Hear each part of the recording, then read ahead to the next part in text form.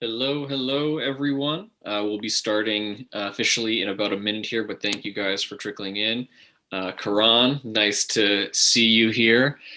Um, yeah, we'll be talking about multi-channel sequences, how to best leverage these external channels, how to essentially set your campaigns up for success, walking you through step by step what these things look like, as well as how to best kind of incorporate them into your campaigns.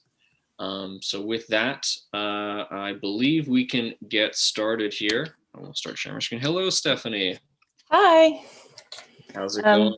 Good. How are you? I'm a little bit freezing in my Oh, yeah.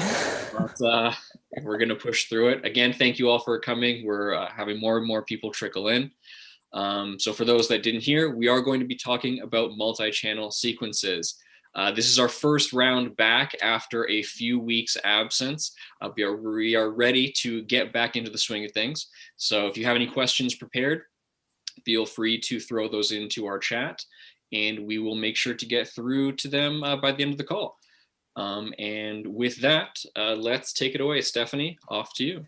Yeah, like Josh said, if you guys have any questions, feel free to drop them in the chat, or there's also a Q&A. Wherever place you want to put your questions, we'll make sure we get to them before we end our session today. So the way that we're going to structure today, I'm going to go through kind of basic functionality of multi-channel, so the different ways you can engage with your customers within the Reply app. And then Josh will go through kind of best practices and the best ways to set up your campaigns to get the most results. So whether that's, having a LinkedIn step first and then following up with an email, he'll run you guys through that. So I'm going to get started.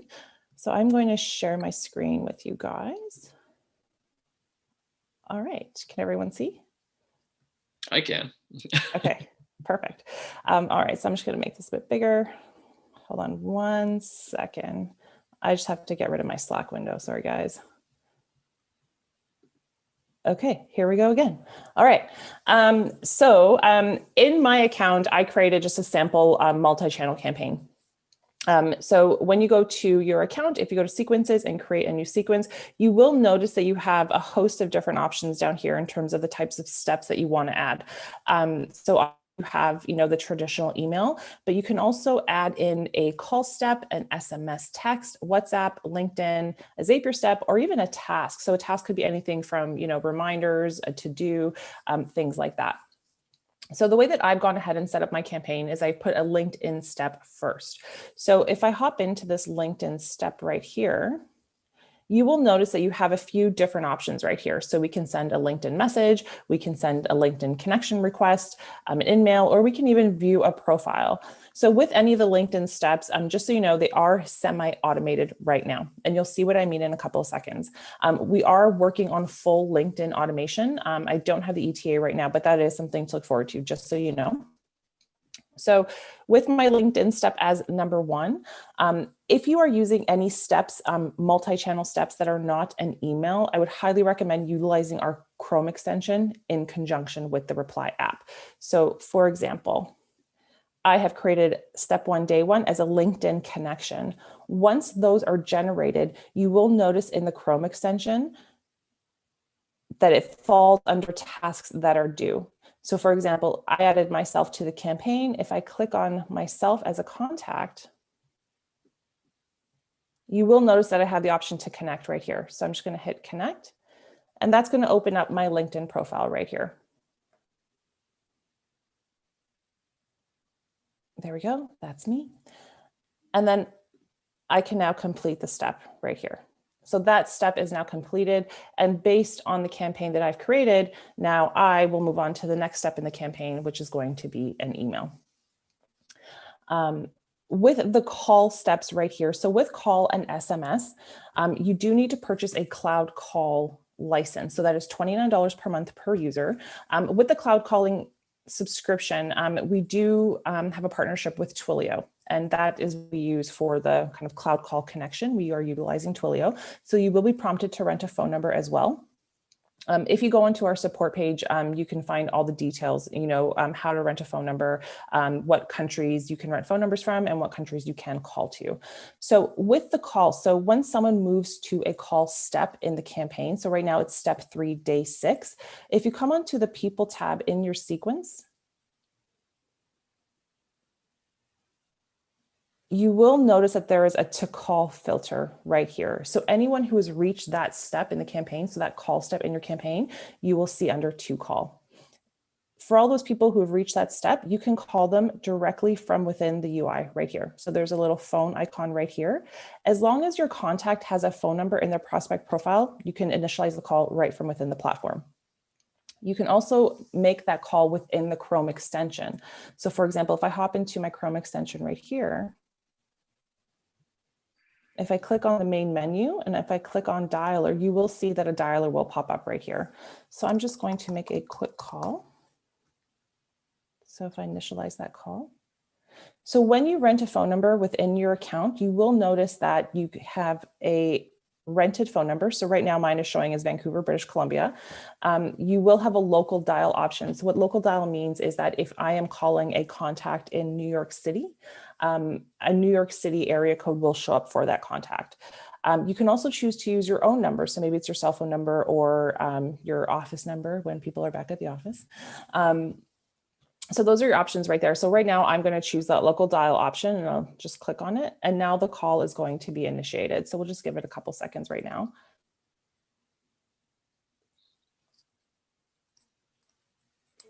One thing to add after we've kind of shown this, if you want to hop back to a LinkedIn task, there's one thing I want to add there.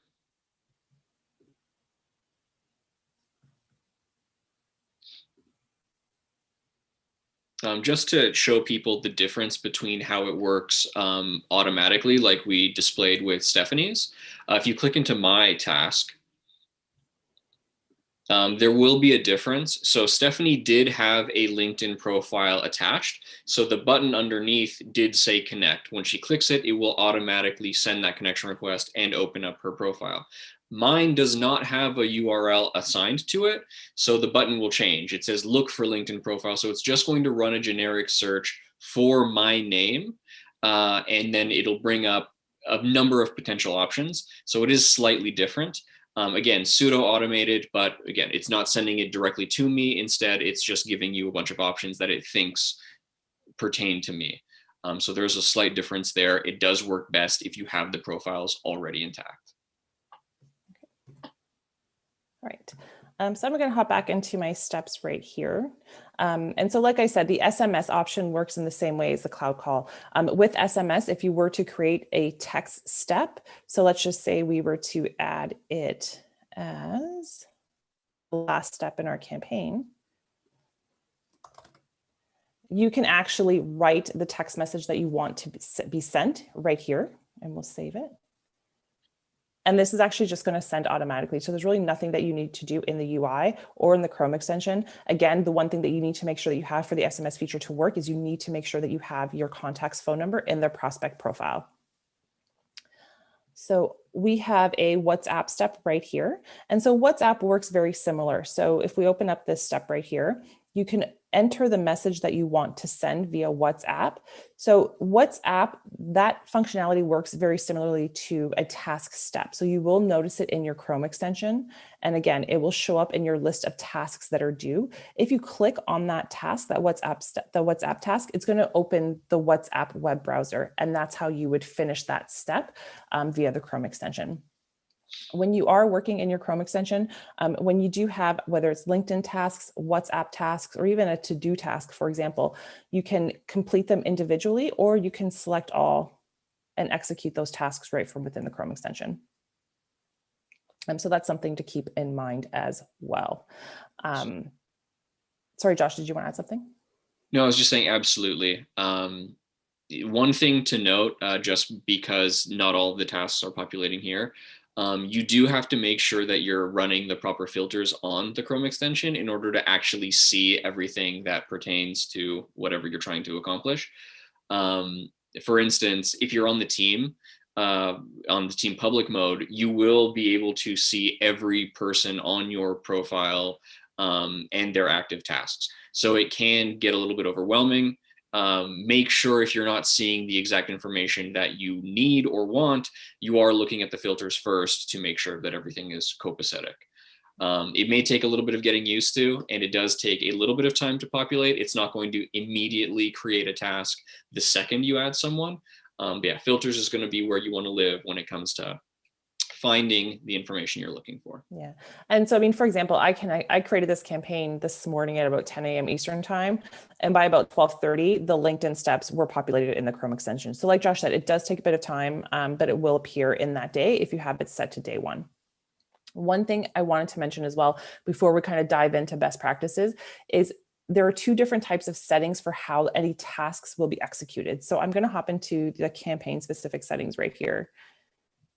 So you'll notice that there's call handling and tasks handling right here. So if I open up call handling, it says, how should we handle call steps? And it says manually.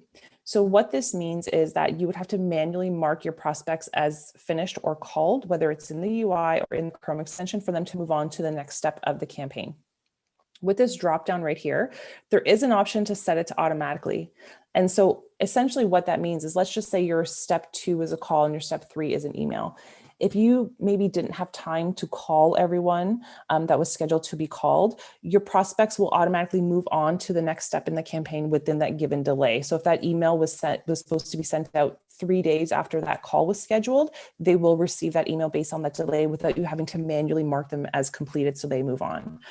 So like I said, a lot of customers will set it to automatic if they know, hey, you know what, I may not have time to call all these people, but it's really important that they still receive that next scheduled email. So they will set it to automatic. The same thing applies for tasks handling as well. So if we open up tasks handling, you do have that option right there. So again, if your step 2 is a LinkedIn step and the next step is a follow-up email, if you don't have time to do the semi-automation with all of the LinkedIn contacts, you can set it to automatic to make sure they'll get that next email in the campaign. 100%. And I will dive into a little bit more about some of the things that you can do with the call handling settings. But if you'd like, I can take it from here. There you go. All right. All right, hopefully everyone can see my screen as well. Yes, we can. So very similarly to Stephanie's setup, this is going to be generally what you want to do best practice-wise. I will preface this entire section by saying you do want to take a look at what your goals are for your particular sequence before you accept any best practices. At the end of the day, there are going to be corner cases and niche uses of the different multi-channel options, depending on what you actually want out of your campaigns. If you are working, for instance, with a pure marketing style sequence, you're not really looking for engagement in terms of actual responses, you may want to differ up your approach. You essentially can change the types of content that you're sending. You don't need to have a LinkedIn step, as it's not as kind of personal. You're not trying to build that type of connection. So you can kind of make your sequences a little bit more concise, narrowed it down to perfecting your content steps as opposed to just throwing in all these external options. If you are doing a more sales-centric approach, you are trying to build these relationships with your clients, even for a client success option, trying to build a rapport between you and these people signing up. You do want to make it look as organic and natural as possible.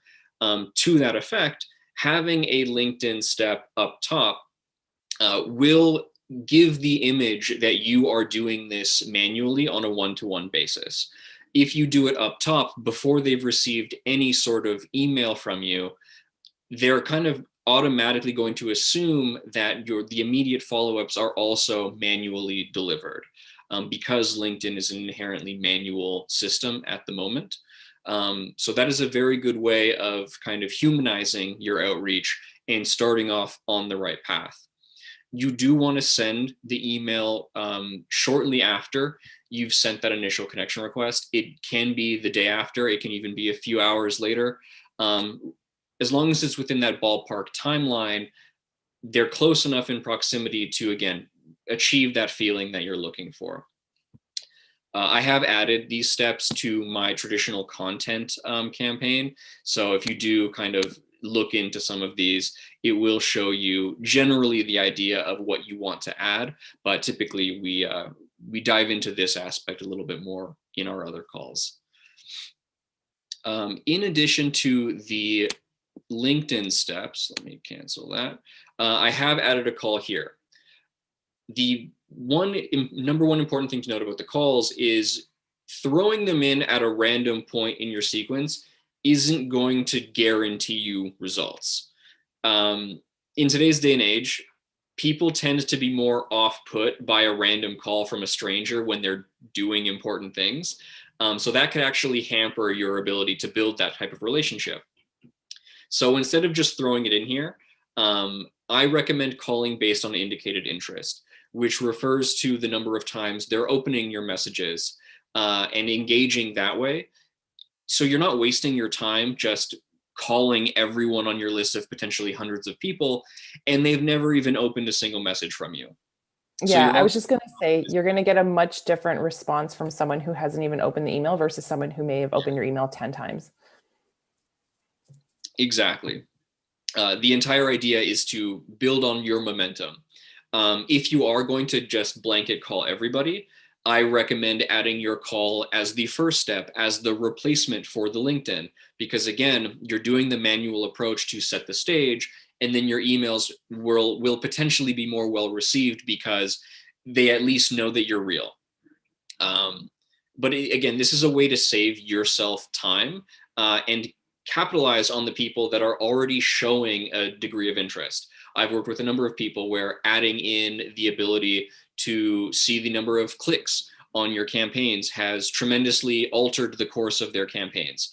If you're not getting reviews, that is another way to gauge interest, and then you can leverage that into further emails that are more personalized to them specifically. You can call them.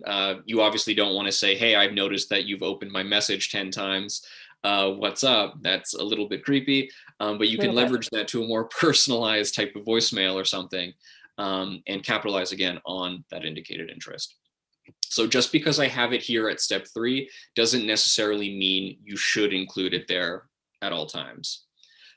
The other thing that I wanted to mention is back in the settings with calls handling, we do have an option to automatically call on opens. So this is a very cool feature that will allow you to essentially take a back seat and let the system calculate all of those views and opens. And then once they've hit whatever threshold that you've set up, you'll get a little bit of a notification, and you can even leverage that into a direct call if you have the phone number available. So this will let you know if someone has opened it 4 or plus times.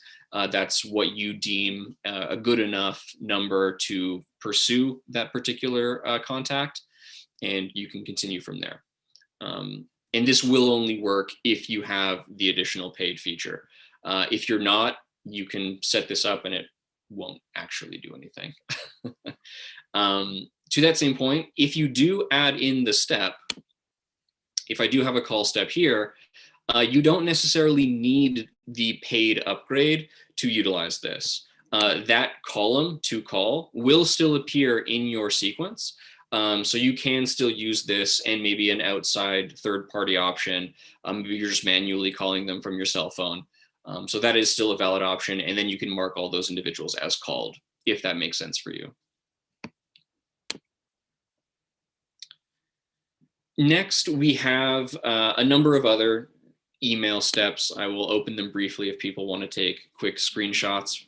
But again, we will be diving deeper into this in the coming weeks. Is the Zapier step. This is going to be very unique depending on everyone's specific use case. I mention it here because there are ways to leverage the automation to, again, move people into a particular stream based on the indicated interest. The example I've provided down here is to move to a follow-up campaign if they've viewed 3 or more times. So this will take a little bit of coding knowledge on the Zapier side to actually get set up, but fundamentally, what it means is they've gone through all 5 of these initial steps and they haven't responded to you yet. instead of just going through with the next 2 emails that I have set up, if they've viewed a certain number of times and they still haven't engaged with your voicemail at any point, you can automatically have them move from one track into another and set up that more personalized email to really get the type of content you want out to them that you think will get them over that ledge. If someone's viewed your emails 3 or more times, clearly there's something there that they're interested in, but not enough to really get them over to your side. So maybe they just need that extra push to really come over. So this is a great way to utilize that. Our integrated tasks with the triggers is actually a great way to do this as well. So if you're not using Zapier, triggers can automate this to a certain extent. It is still in beta, so it's not quite as robust as the Zapier options, but we will get there eventually. And to kind of wrap up this initial section is just the final email steps. You can throw in SMS and WhatsApp if you want to, but the number one thing I recommend to all clients is to not throw in steps just for the sake of doing so. Reply is a set of tools, and not all jobs need all tools. So throwing in a wrench when you don't need one is just going to make it more complicated of a job. So again, take a good look at what you actually want to accomplish, and then implement the steps that you feel will help you get to that end goal faster. If you don't think calling every single person is going to provide any results, is not going to be fruitful for you, don't waste the time of calling people hundreds a day, just sending out voicemails, because that's just going to lessen your morale for no real benefit. Yeah. Take a look at your stats, capitalize on what you have around you, and use that to your advantage. And Josh, you bring up a couple of really good points. So talking about WhatsApp and SMS, I think it's really important if you're thinking about utilizing these steps is to really know your audience. Some people may feel a bit put off receiving a text message from someone that they maybe didn't opt in to receiving. So I know for me, when I get random text messages, I tend to ignore them, and I feel a bit weird about it. So know your audience, and same thing with WhatsApp. I know here in Canada, we don't really use WhatsApp for business purposes, but I know, for example, in South America, WhatsApp is huge. So really knowing your audience is also going to help when thinking about what steps you're going to use, what kinds of steps, and really helping to get the biggest return. And to your point about calls, Josh, I completely agree with you 100%. I think anytime you're thinking about adding a call to your sequence or any type of communication, always remember that, what value are you bringing with that phone call?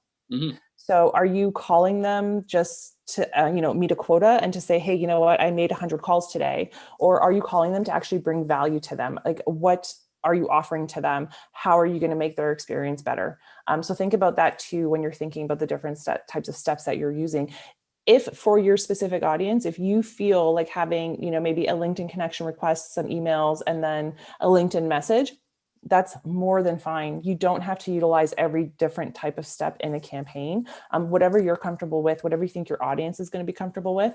And one other thing I want to mention, especially in regards to the LinkedIn steps, Josh and I speak to customers every day. That's our job. And one thing that I mentioned to our customers, and one thing that they really talk about as well, is when utilizing those LinkedIn steps, it's much better to utilize those in a highly targeted campaign.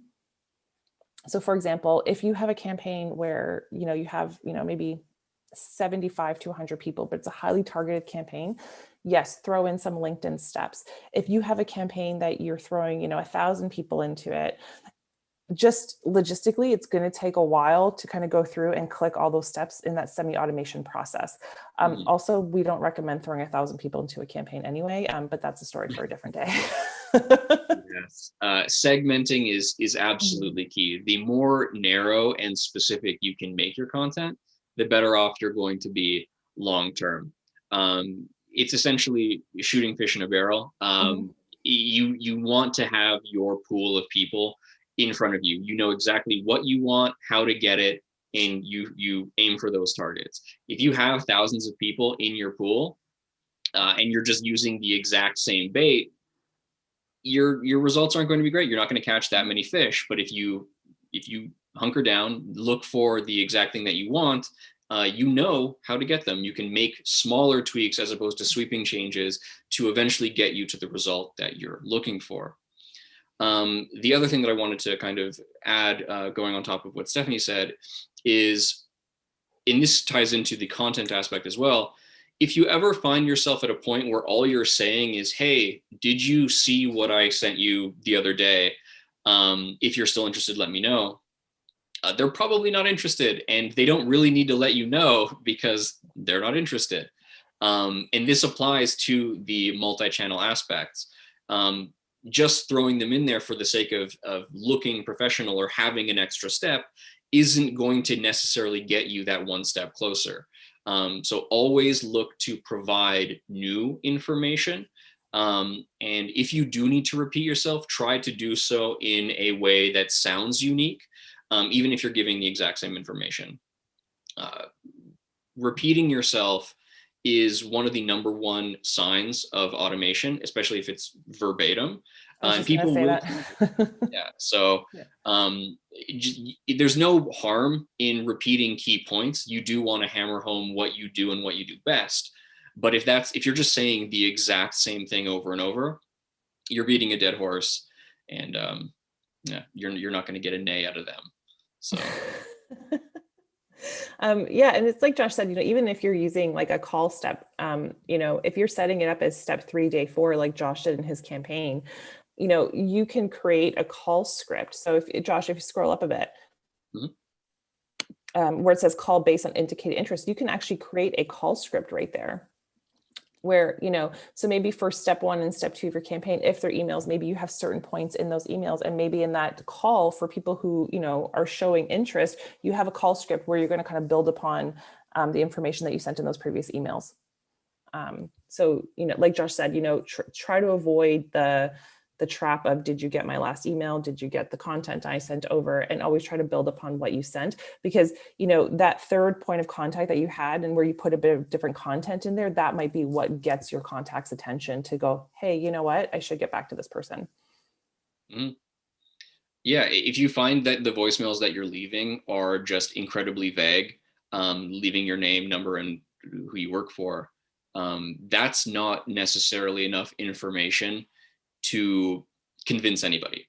They don't know, they know your name, they know who you work for, but they don't know what you're calling, what you're providing to them, what you can actually do, in a broader sense.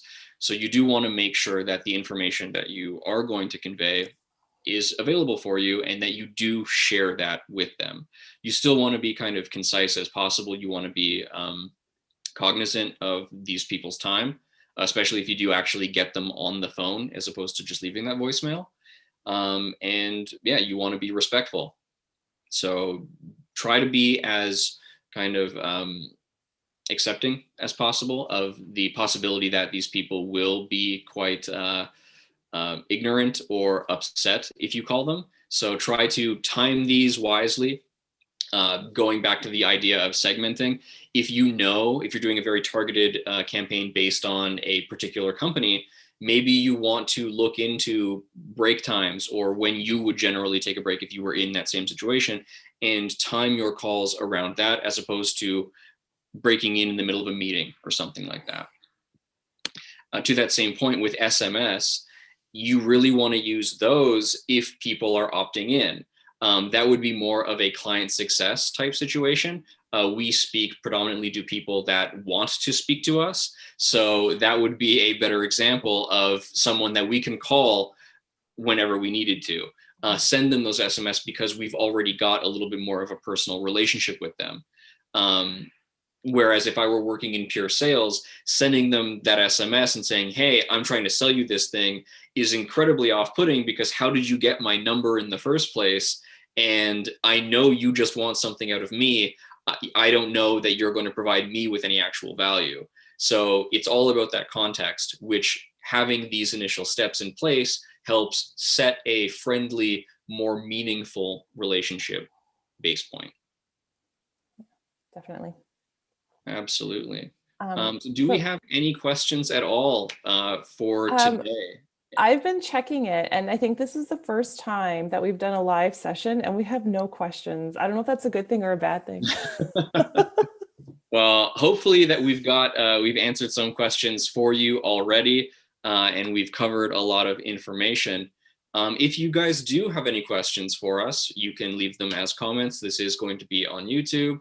You can shoot us emails, joshua@reply.io for myself, and Stephanie at reply.io for Stephanie. And With an F, with an F. it is Stephanie with an F. And yeah, we'd be more than happy to follow up on anything. You can catch us every couple of weeks live here and on YouTube. And yeah, if you do any more questions, feel free to let us know. Yeah, and before we go, if there's anything that you guys want us to cover, if there's anything that you want to learn about, we're more than happy to, get suggestions and kind of tailor our sessions based on what our customers want to hear about. So definitely, if you have suggestions, send them our way, and we'll make sure we get to it. All right, and with that, thank you all so much for sticking with us, and we hope to see you around in our next call. Bye, everyone. You guys.